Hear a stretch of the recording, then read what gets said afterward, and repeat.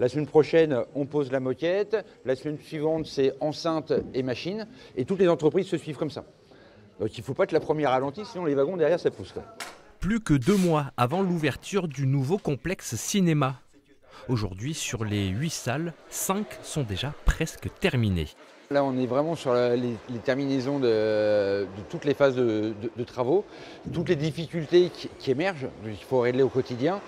Là, on est cette phase un petit peu négative. La phase positive, c'est que là, on réalise chaque jour ce que le bâtiment va devenir. Preuve de l'avancée des travaux, la présence d'un tapissier. Cela veut dire que la plupart des éléments ont déjà été posés et qu'il ne reste plus qu'à recouvrir les murs. C'est ce qui permet de cacher aussi tout ce qu'il y a derrière, les câbles, etc. Et ça permet en dessous d'avoir une isolation en laine de verre qui permet de rendre la salle plus, au niveau acoustique, plus meilleure. En face, il y aura les bornes d'accueil, les caisses d'accueil, où on va casser la dalle sur toute cette largeur-là, décaisser d'1 mètre pour retrouver les rails de chemin de fer, remettre en état et plancher de verre. Le futur complexe est implanté dans l'ancienne halle à tabac, en plein cœur de Dieppe. Des éléments de cette époque sont d'ailleurs conservés, comme ces porte-charges.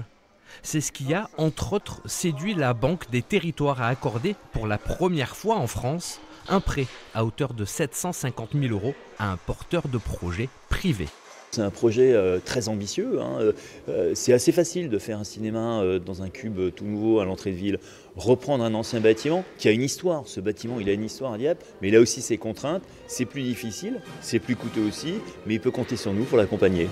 Les premiers spectateurs sont attendus dans les salles à partir du 15 novembre.